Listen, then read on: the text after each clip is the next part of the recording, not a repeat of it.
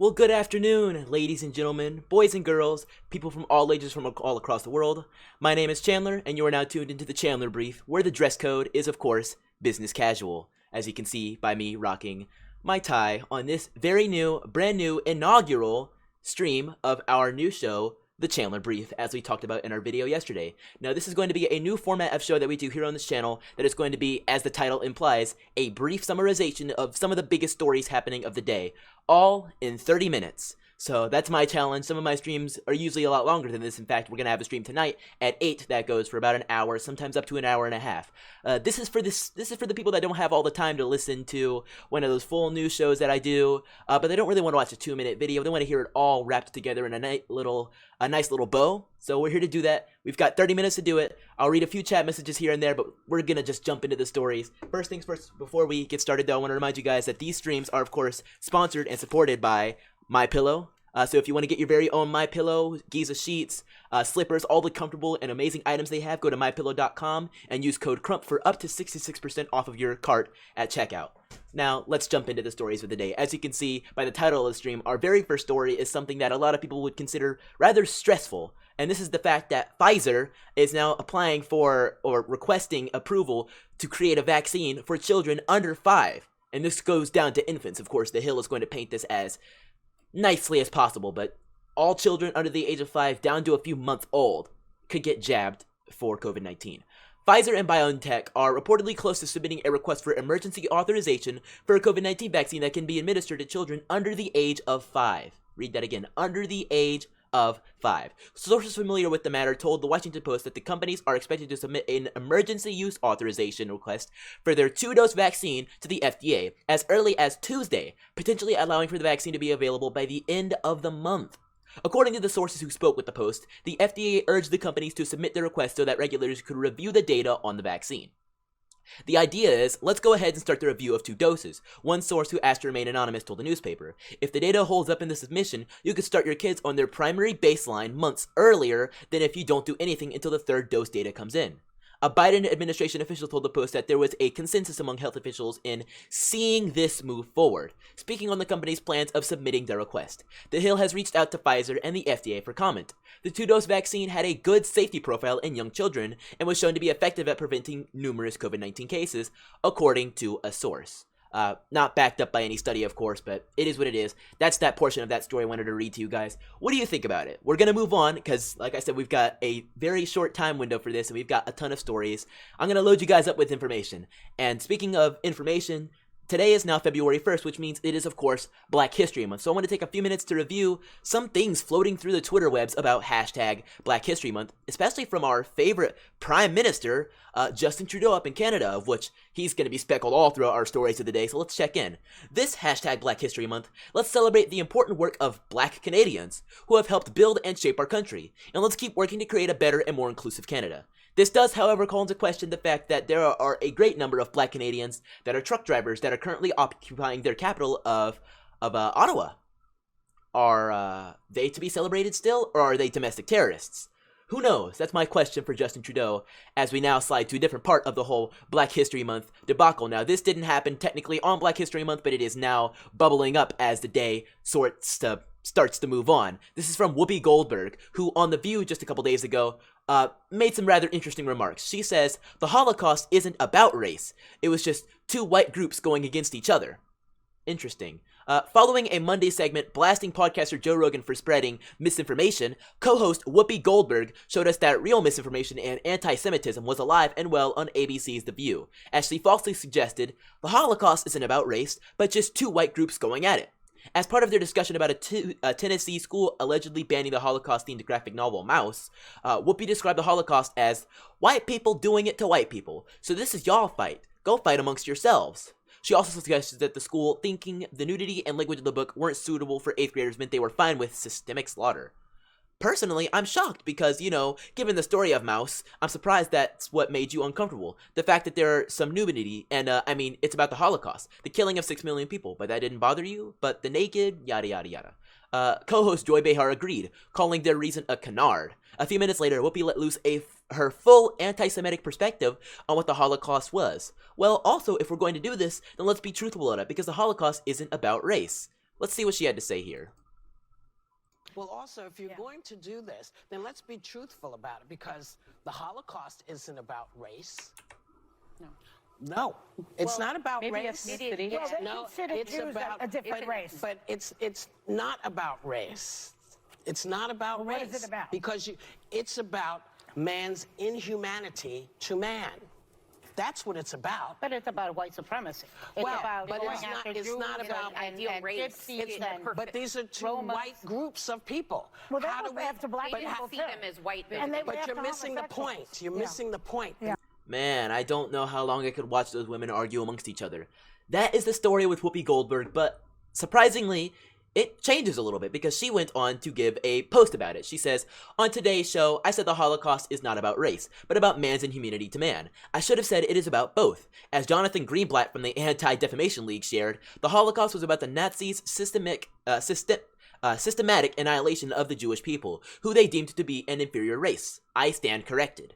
The Jewish people around the world have always had my support, and that will never waver. I'm sorry for the hurt that I have caused. Written with my sincerest apologies, Whoopi Goldberg." So, let's read a few chat messages as we slowly approach the halfway point of our show. Mad Lad Dare Dad says, "Insane woman. Sorry, ladies in the chat." American Creationist says, "The View is cancer." And Aaron Behringer says, "I thought Jews were fellow white people. They always say that. I can see where she is confused." Okay. Douglas Podcast says, "Yes, Chandler, get 'em," and a few other things. And also says it's absolutely disgusting what's happening, and I believe that was around the time we were talking about the things with Justin Trudeau. And we're going to circle back to that very soon as this Black History Month mess starts to get all over the place. And I'm sure their conversation about race was directly related to the fact that they were rather close to the start of Black History Month. And so, of course, she had to say some things about the Holocaust and sort of go on a "some people did something" type of rant. But that's not what this show is about. We're just here to spread the news and give just an eensy-weensy bit of perspective as we move on. Next, we're going to, of course, cover something that is directly related to Black History Month in a way very similar to what happened with Whoopi Goldberg. This is Joe Biden. Now, you guys may remember that during the campaign trail for Joe Biden when he was stating some facts to acquire black votes, he said that if he was elected, he would not hesitate to nominate the very first black woman to be a member of the Supreme Court. Now, there is some history, of course, with Joe Biden having some direct opposition against a black nominee for the Supreme Court, but we'll just let that slide for now, because that's what we're supposed to do about his past, right? Anyways, Joe Biden is now, in 2022, he is anti-racist, he is woke, and he is willing to do what needs to be done for votes. To advance and break the glass ceiling. Yes. So anyways, the time has come, because Supreme Court Justice Breyer has announced that he will be retiring soon. So now Joe Biden has a Supreme Court pick up to him. So here's an article. How Biden's vow to name a black woman to the Supreme Court backfired. Because, oh yeah, he was dragged through the mud on social media for this. And it was only the beginning. Americans seem to be turned off by Joe Biden's Supreme Court nomination strategy. In a new ABC News poll of U.S. adults, more than 3/4 of respondents said Biden should consider all possible nominees to replace retiring Justice Stephen Breyer, rather than consider only nominees who are black women, as he has pledged to do. And let me just put this into perspective for you guys. 3/4 of the population of respondents would be 75%. It is more than that. So it is somewhere between 76, 80%, potentially even 90% of respondents on the poll. Now, I'd have to take a look at the poll. You know what? Let's just see if we can do that real quick. Oh, it's gonna be a little difficult to find this exactly, but it's gonna be pretty high. If you guys are watching this afterwards, you can just pause on some of these parts and read the polls for yourself. Like, we don't have time to do that right now, but here it is. A good percentage of them were like, just consider everybody. We don't care about their race. We don't care what's between their legs. We care about what's between their ears. Okay? Anyways, even 54% of Democrats said they would prefer Biden take the wide net approach. This may come as an unwelcome surprise to the White House, but it makes perfect sense to those of us who've been following Biden's blundering attempts to discuss race and gender in politics over the past few years. Though public support for affirmative action programs is on the rise, with 62% of the U.S. adults in favor, interesting, the way Biden has talked about the value of diversity in political institutions is remarkably crass. It's no wonder that the vast majority of Americans, including a majority of his own party, are chafing at it. The White House's current conundrum began during Biden's 2020 campaign, like we said before. Invoking an imaginary black woman as his desired SCOTUS pick may have helped Biden achieve his short-term goal of getting elected, but at any rate, he won the Democratic nomination and eventually the White House. But those abstract promises needlessly tokenized the actual women who would have stepped into these roles. dooming them to racist and sexist skepticism before they even got the nod. I don't know exactly where that racist and sexist skepticism comes from, other than Joe Biden saying to anybody that is not these people, you don't get it. Sexist in that I will not nominate a man, and racist in that they can only be black. So anybody else simply isn't acceptable. That's what we're dealing with the Biden administration, though. But somehow it just always seems to go further, because we had people responding to it, including former presidential candidate and major political figure Tulsi Gabbard, who, of course, I'm no big fan of, and I'm sure many of you guys aren't big fans of either. You know, we don't agree with her on most things, but she, like maybe Elon Musk and Joe Rogan, are one of those very counterculture figures. They kind of all roll in the same clique. You know, Tulsi Gabbard has been on the Joe Rogan Experience, and I think Tulsi Gabbard was personally shouted out by Elon Musk back in the day. She says Joe Biden is wrong to limit Supreme Court pick to just black women. Let's read what she had to say. Former Democratic Congresswoman and 2020 presidential candidate Tulsi Gabbard lamented President Biden's vow to select the first black woman to the Supreme Court, tweeting Monday that identity politics is destroying our country. Biden chose Kamala Harris as his VP because of the color of her skin and sex, not qualification. She has been a disaster. Wow. Now he promises to choose Supreme Court's nominee on the same criteria. Now, Gabbard, who represented Hawaii for 8 years in the House of Representatives, endorsed Biden for president after she dropped out in 2020. Biden confirmed last week that he would pick a black woman to replace the retiring Justice Breyer, saying it was long overdue. It's long overdue. I made that Biden voice. I made that commitment during the campaign for president, and I will keep that commitment, as I am Joe Biden, the president said at the White House. But new polling indicates that this one campaign promise Americans don't want Biden to keep. An ABC poll, like we read a minute ago, stated that, okay, here's the number, 76% of Americans think that the president should consider all possible nominees, while only 23% said he should nominate only a black woman. White House Press Secretary Jen Psaki was left to defend the selection process Monday, telling reporters that Biden made a promise to the country.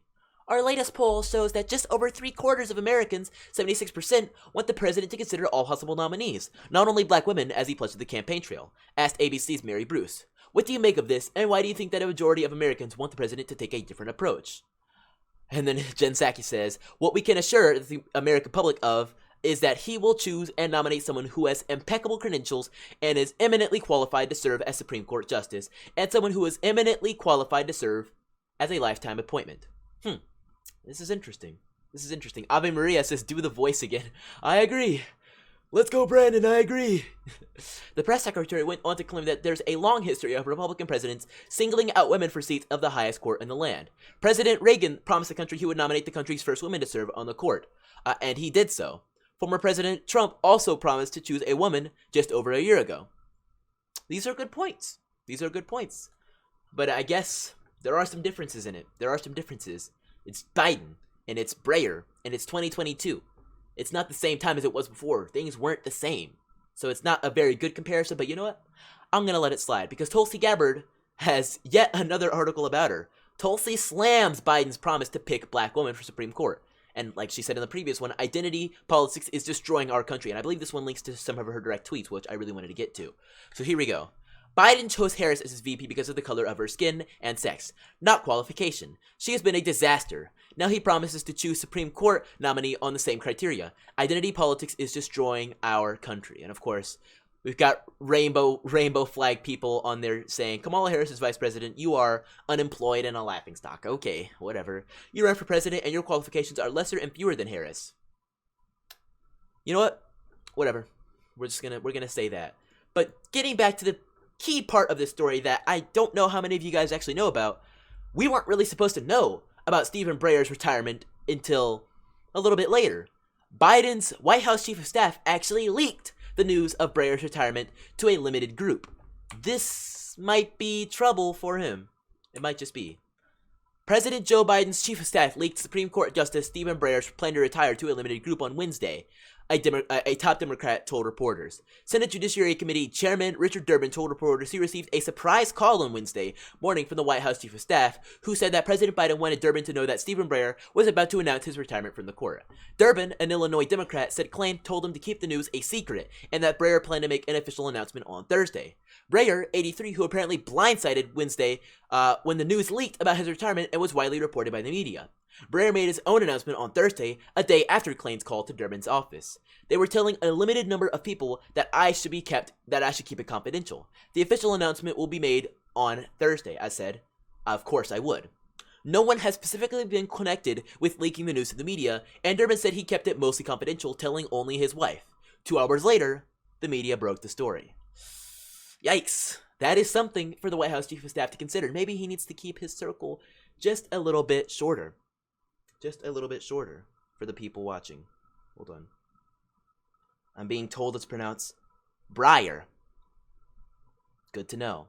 It is pronounced Supreme Court Justice Breyer. Thank you. Moving on, we're going to dip back into one of our stories from just a couple days ago because it just doesn't seem to end now, does it? So I want to review this in case you guys haven't seen my previous video regarding it, and then dig a little bit more into what's happening and connect it all back to our friend Justin Trudeau. Elon Musk throws spotlight on Canadian truck convoy with tweet, "Here's a nice photo of trucks." Look at this right here. This is something that Elon Musk, currently the richest man in the world, tweeted out. A picture of the truckers' convoy in Canada. What do you guys think of this? Let's take another beat and read some comments before we continue on, because this is a work of beauty, truly, and we have a lot. We're going to dig back into this. There's a lot of videos of the people dancing, all excited, all that good stuff. So let's see here. Mad Lad says, "Yep, we are finally unlocked." Mad Lad, also known as Dare Dad, who is an infamous member and supporter of the channel. I hope you're doing all right over there in Australia. Have you seen any trucks, Dare Dad? I don't know. Bryce Pitt says, "Dare Dad, I was looking at all everywhere for you. Where have you been?" Yeah, we're happy to have you back, Dare Dad. ER says, "That was our lovely Canadians. So proud of them." And Dare Dad says, "Truck Frudo." Yes, we love to see it. We love to see it. Let's see here. Bryce Pitt says, "Hey Chandler, didn't know you started this early." Actually, we don't. This is a brand new daily segment show that we're going to be doing every day at 3 p.m. Eastern Standard Time for just about 30 minutes or so. So we try to give you guys the news as briefly as possible. This is the show where the dress code is, of course, business casual. So if you're interested in staying tuned with all this, make sure you keep it up with us and join us here live every day on Tuesdays, Mondays, Wednesdays, whatever day of the week it may be. I'll be there unless otherwise stated. So be sure to join in and join us live. Shout out to you, Bryce Pitts. And we're also live on a multitude of platforms. I forgot to mention, we're actually live on Gitter and Rumble. So somebody on Gitter says, "Duck this ship. When do we stand up and stop this tyranny?" That's a good question. Thank you for joining us over on Gitter.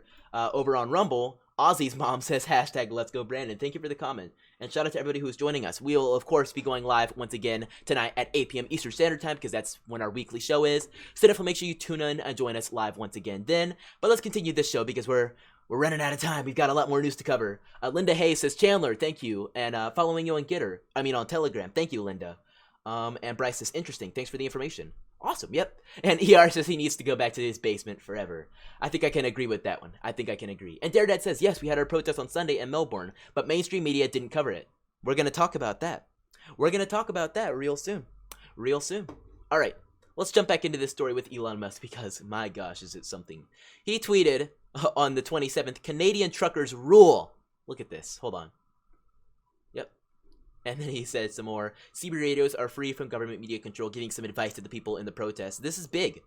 And then here's a small image that features some of the truckers, but it's bigger than this. It's bigger than this, I promise you. Even bigger than this. This is a long line, and the people, walking on the other side of the road watching the trucks, but this is big. Musk told Time magazine in an interview in December that he and his eligible children are vaccinated because the science is unequivocal, but that he is opposed to vaccine mandates. On Saturday, thousands of people reportedly converged on Parliament Hill amid a freeze warning. Interesting. Canada has one of the highest vaccination rates in the world. Prime Minister Justin Trudeau has said Canadians are not represented by this very troubling, small but vocal minority of Canadians. Here is where the tables turn, however. And we've talked about it time and time again, that these types of statements are just false. And they're trying to say, oh, well, you're vaccinated, so obviously you shouldn't be protesting against any of this. But look at how big these crowds are of people that are literally out on the streets singing their own national anthem. Watch this. Here, let me turn the volume up a little bit so you can see it. Hear this.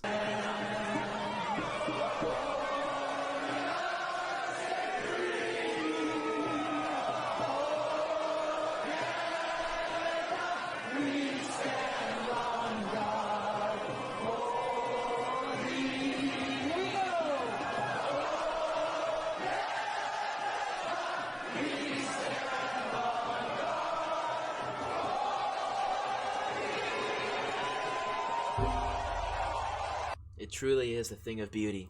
It truly is a thing of beauty to see that many people out in their capital singing. It has happened once before in our nation, and I'm sure it hopefully happens once again, but it was a long time ago. Getting back to the story, though, right here with Elon Musk. He is highly encouraging of this movement. So much so that he was potentially one of the people that donated to support it. There's a new story about that. I'm going to have to cover that tonight. You might need to tune in once again tonight so we can cover that. But jumping in to another part of this story because it shows you how desperate and scared they are about these protests. YouTube is now turning around to do some censorship. Now, I know a thing or two about censorship. I know I've undergone quite a good amount of censorship here on my very own YouTube channel, which is why, of course, once again, encourage people to join us over on Rumble. And in fact, here, I'll bring up my Rumble real quick for you guys to join it. Right here. Here's my Rumble. It's in the description. If you've ever experienced any issues with watching me here on YouTube, then definitely make sure you join us over on Rumble. It's in the description, and I'll even throw it in the chat for you guys. It's very easy to join us and support us over on Rumble and see our content. But this is something insane that YouTube is doing. They are live deleting live streams of Canadian trucker protests for being, quote-unquote, too popular. That's insane to me. YouTube censored multiple live streams of the Canadian trucker protests in Ottawa over the weekend by limiting their viewership for being too popular. And this looks like something straight out of Photoshop, but this is real. This is an actual screenshot from YouTube. Video unavailable. And YouTube says, this video is popular. Due to limited creator history, we're limiting the number of viewers. Subscribe to this channel to help this creator reach a broader audience. Viewers were met with a statement saying, video unavailable, yada yada, we just read it. It happened yesterday evening to YouTuber Ottawa Scotty on his video, Freedom Convoy 2022, live feed. It also happened to live streamer Kunada Muraka on his video, Canadian Trucker Convoy. Both videos are currently up and watchable while logged out. This new censorship scheme allows YouTube to not only limit the number of viewers to a live stream, but also track who is watching. So much for we're removing the dislikes to help smaller creators. It's all about censorship of anything they disagree with, and it always has been. Anyone that still believes YouTube aren't censoring people for political reasons are living in a dream world. This is insane. Let's try to watch it. Let's just go to this link real quick. Okay, so it does allow us to watch it right now, but it was censored live. So let's see here. Let's just go to a random part of this, turn it down a little bit. I just want to see this. Wow.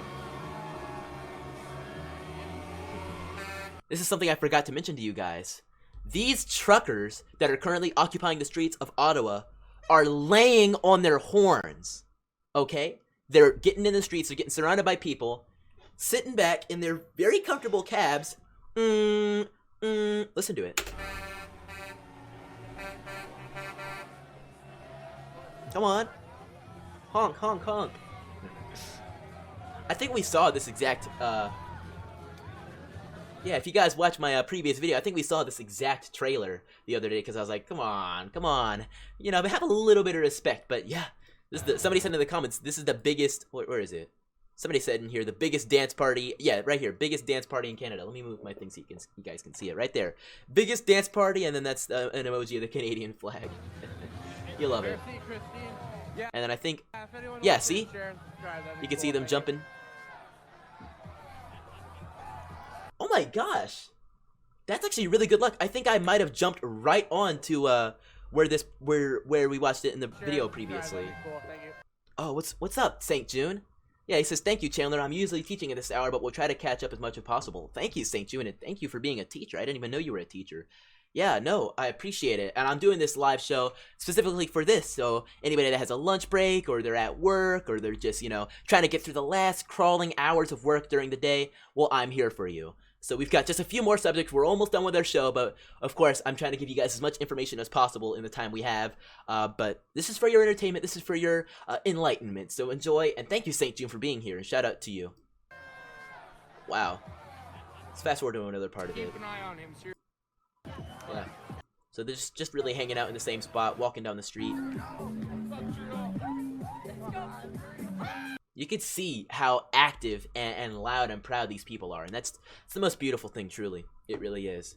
And then here's, once again, the honk of the singing their own anthem, the national anthem of Canada, which is truly a beautiful song. It truly is. Another thing that is truly beautiful are the people that are here in this live stream with us today. I want to give a big shout out to St. June. Daniel Banfield says, "What's up, Chandler? It's been a while. Got to see you online. Good to see you. You're still keeping up the good fight." Definitely am here, Daniel. I hope you check us out once again tonight at 8 p.m. Eastern Standard Time, or in just a few hours. You'll see us once again. American Creationist puts something in the comments. I'm not going to read that out loud because YouTube will me for it. And we're trying to keep things safe here on this stream. But shout out to you. Shout out to everybody who's in this stream. Thank you so much to everybody who watched us on Gitter and Rumble. This was our very first episode of the Chandler Brief. Things are going to be changing a lot here for this show. But if you guys want to see us once again tonight at 8 p.m. Eastern Standard Time, we'll have another live stream. I would love to see you guys there. We're going to cover a few subjects. We're going to cover some of these once again. We're going to mix it up a little bit. I'm sure you guys will love it. But thank you so much for tuning in. And aside from all that, I'll catch you guys next time. Don't forget to spread the virus of intelligence. Peace out, and see you in a few hours. Bye.